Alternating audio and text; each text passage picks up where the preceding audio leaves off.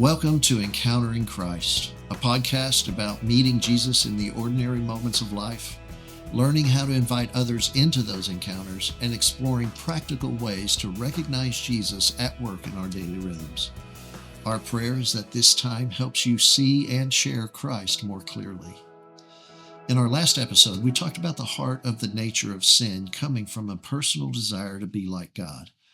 Today, I want to identify how that concept is being pushed and celebrated in our culture today.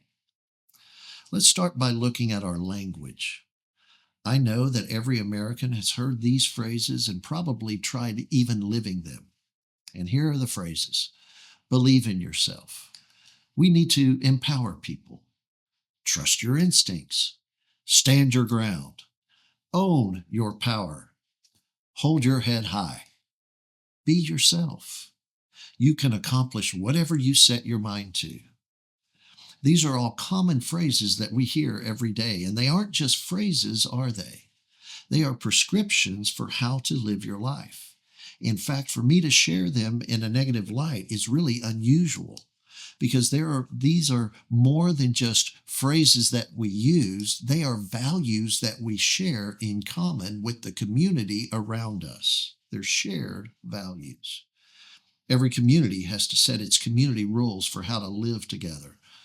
A sociologist today might say something like shared values are collective beliefs about what is good, right, desirable, and important in a society. They act as invisible glue that bonds individuals together, shapes social rules, and maintains order.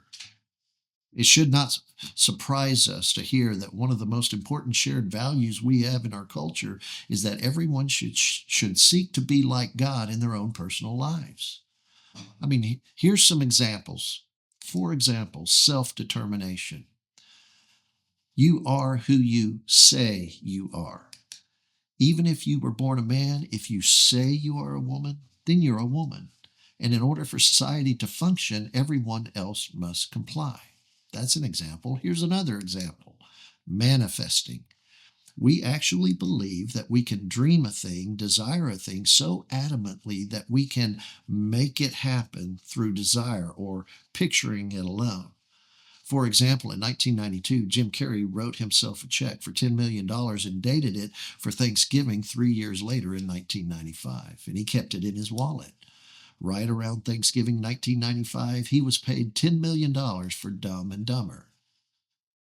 In our culture, we want to see that as true, that we somehow have the ability to manifest or accomplish whatever it is we desire, no matter how impossible it might seem at the time. We want to be like God. Another example is the word empowerment. And this is how empowerment is defined. Empowerment is the process of giving people the power, confidence, and authority to take control of their own lives, make independent choices, and build inner strength.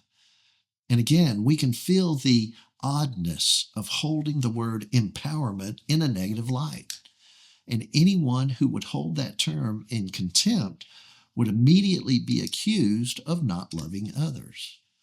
In other words, our culture, we view it as a negative when questioning whether or not people should have the authority to take control of their own lives. I recently heard an interview from Dallas Cowboys training camp where Dak Prescott, the quarterback, he was speaking about how things were going in camp. And not only were these things viewed as shared beliefs, they were viewed as necessary in order to accomplish their goals. In order to be the best team they could be, they had to embrace a belief in themselves and do the things necessary to empower each other to be the best versions of themselves. Now, hear me on this. It's not my desire to run down other people like Dak or Jim Carrey or anyone else. I'm simply pointing out that these concepts are so ingrained in our thinking that we cannot fathom how we can prosper without them. That we view these concepts as necessary for success. This is why our schedules are so full. It's why we're exhausted at the end of the day. It's why we're drained, spent, and feeling as if we're spinning our wheels. It's also why when we attain that thing that we so desired, we are disappointed that it doesn't satisfy us like we thought that it would. In other words, when we attain that thing that we so desire, it doesn't provide what we thought it would. And then what do we do then? Well, our values leave us no choice. We have to justify our actions in some way. And here's how we justify our actions. One way is to change the goal.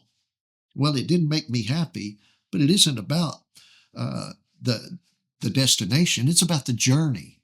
I mean, look at everything that I learned about myself through the struggles that I went through. So if we don't get the joy that we thought we would get, we change our minds and say, well, at least I got something out of it. Or we say, I may not have found what I was looking for, but I paved the way for others to get beyond me to find the happiness for themselves. Or future generations will look back on this and be inspired, just like the airline industry looks back at the Wright brothers. They did all the work so that we could enjoy flight. All of these are ways of changing the goal to progress. I may not have reached the goal, but I was part of the progress. And my question is this: progress toward what? Utopia? Is utopia really our initial goal? Or is our goal a desire to be like God? Which raises an interesting question. How can a society teach that the goal of life is self-accomplishment or the individual becoming like God? Or accomplish individual God status by building a utopia? In other words, how can we accomplish the personal goal of personal satisfaction and at the same time be building a utopia? I mean, can you build a society where everyone is God? Tried and failed over and over again. And why does it fail? It's because a God always wants to rule, and individuals' desire to be like God requires either the demotion or the cooperation of others. In order for my desire to be accomplished, men and women's bathrooms is a small... For example, men and women's bathrooms is a small depiction of the greater problem that this creates.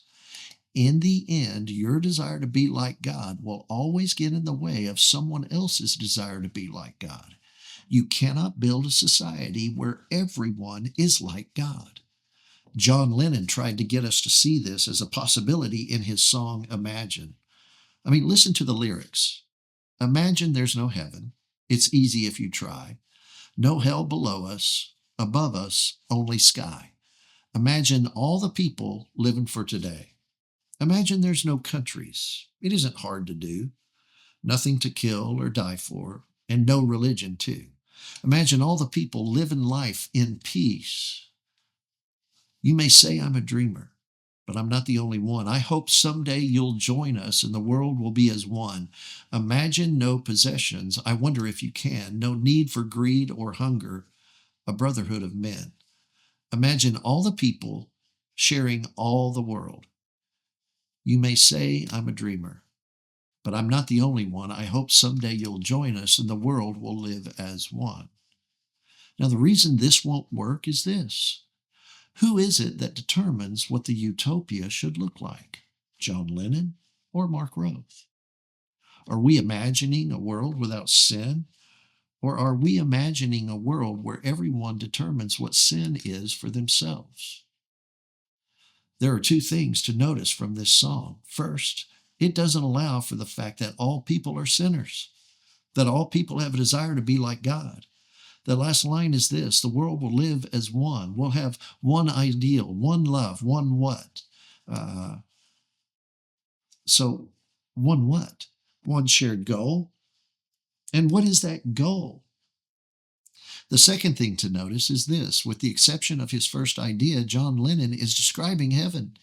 He's describing all the elements of heaven, only he wants them here on earth. He wants a place where people are at peace and have a shared love, where we're all one and no one is hungry, but everyone is full of joy. And here's my question.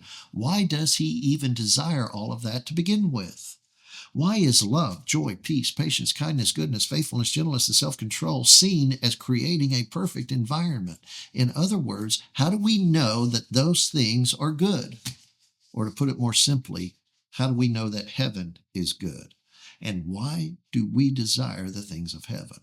All of that to say, we live in the garden and are faced with the choice of Eve. We know what heaven is and that it is good.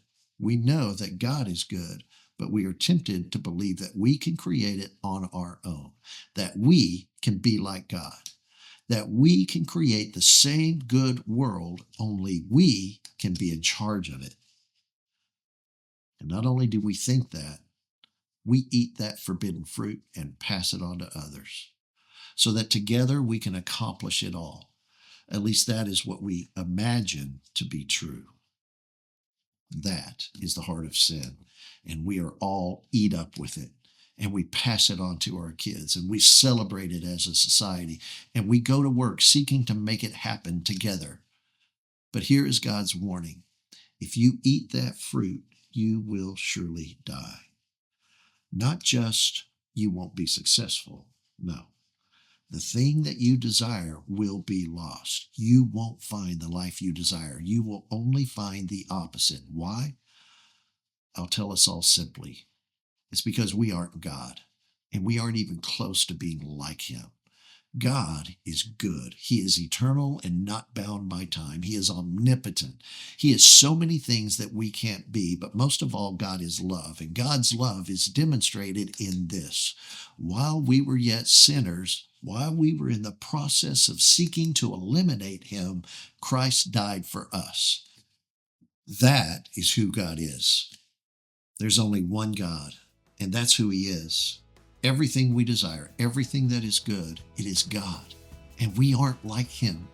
He alone is worthy of our love and trust. That is the story of humanity. We don't have it all figured out.